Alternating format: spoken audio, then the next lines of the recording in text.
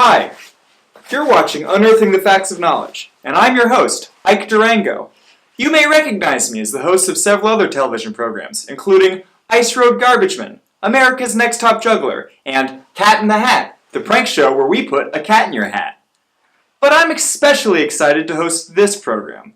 You see, I've always been interested in the secrets of the past. Plus, hosting this show is very easy. I get paid almost $500 per episode, and all I have to do is show up and read these cue cards.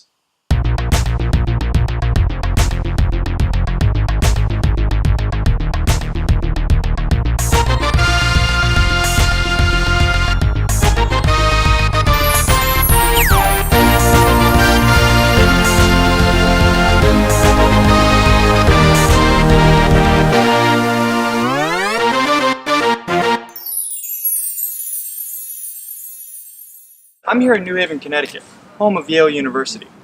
Walking along New Haven's tree-lined avenues and past groups of Yale students, you might never guess that this place was home to one of the world's most secretive groups, a society that has produced some of the world's top bankers, politicians, homeowners, and spies.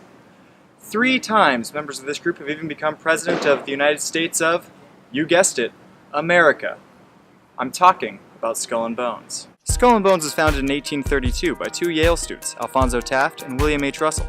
They named their new society Skull and Bones, or Bones for short, and its members were called Bonesmen. Their new society would be exclusively for seniors and would be composed of just 15 members at a time. Members are sworn to secrecy, and so much about the society remains unknown. But over the years, some details have emerged. Each spring, the graduating seniors select or tap 15 Bonesmen to replace them the following year. I've never been tapped by a Bonesman, but I was tapped to play Bone Man in the movie Bone Man, an unlicensed remake of Ghost Rider. Let's go to a clip. Bone Man, the devil is outside, and he looks pissed! Bones! Activate! Some of the Bonesmen were Yale's top students.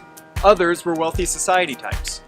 But whether through hard work and wit, or through familial connections and wealth, the juniors tapped by the Bonesmen often rose from the ranks of the society to the highest pinnacles of power. Famous Supreme Court Justices Morrison R. Waite and Potter Stewart were Bonesmen. So was Henry Luce, the founder of Time magazine. At least 34 congressmen, 19 senators, and 12 governors were in Bones. 3 Bonesmen even became President of the United States: William Howard Taft, George H.W. Bush, and his son, George W. Bush. In the 2004 presidential race, Skull and Bones sprang even further into the national spotlight. Both Bush and John Kerry had been members. I didn't vote for either of them. I unfortunately lost the right to vote while I was filming Bone Man 2, Bone Man Breaks into the White House. So Bonesmen often go on to great things, but what exactly do they do while they're members? To find out, I asked Ralph Kohler, a celebrated historian and expert on secret societies, to meet me for lunch. Unfortunately, the interview didn't last long. You see, over the course of the meal, I ate too many chicken nuggets. So many chicken nuggets that I puked. Professor Kohler refused to continue the interview, and so I was left wondering, what do Bonesmen do during their days? I just had my writers Google it. A 2013 article from The Atlantic claims that Skull and Bones members meet twice a week, once to socialize and once to debate the political and cultural issues of the day. That sounds innocent enough, but there are some rumors of darker and more nefarious activities taking place. Founder William H. Russell supposedly modeled Skull and Bones after an occult society he had visited in Europe. The vow of secrecy was one element borrowed from the supposed German predecessor, but there were also other flourishes which seem to have been inspired by the occult. This is right in my wheelhouse. I've been interested in the occult ever since I was a kindergartner, and one of the other children informed me that a ghost was haunting my butt. I'm here in front of the meeting place of Skull and Bones, a building known only as The Tomb. As you can see, it's a very spooky looking building. The facade is Egyptian Revival, and the rear garden is flanked by 2 neo-Gothic towers. This tomb, much like a regular tomb, has no windows, and non-members are not allowed inside. So there's only one way to know what's going on in there for sure. X-ray vision goggles. Let's go! Okay, my producers have just informed me that X-ray vision goggles do not exist.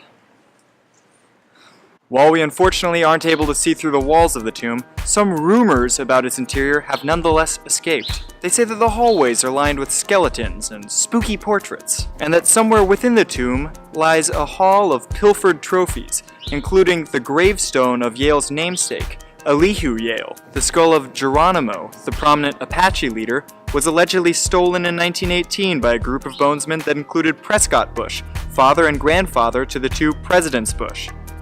And in 1926, Skull and Bones allegedly paid a grave robber $25,000 for the skull of the Mexican revolutionary Pancho Villa. They may also have the skull of President Martin Van Buren. But if you think that's cool, guess what I had in my college dorm room? The skulls and bodies of several dead mice. Over the years, Skull and Bones has evolved away from its roots as an old boys club for America's wealthy, white, and male elites. The first black bonesman was tapped in 1964, in the midst of the civil rights movement. The gender barrier, however, has turned out to be a more difficult wall to break down. Skull and Bones didn't begin tapping women until 1991. I didn't let girls into my secret society growing up, but I was also very afraid of cooties from the ages of 6 to the present. Over the past decade or two, the society has begun to reflect the diversity of Yale as a whole. According to The Atlantic, the Skull and Bones class of 2010 included more minority students than white students. And the class of 2011 included 2 gay students, 1 bisexual student, and 1 transgendered student. And in that way, Skull and Bones finally represents the America of today.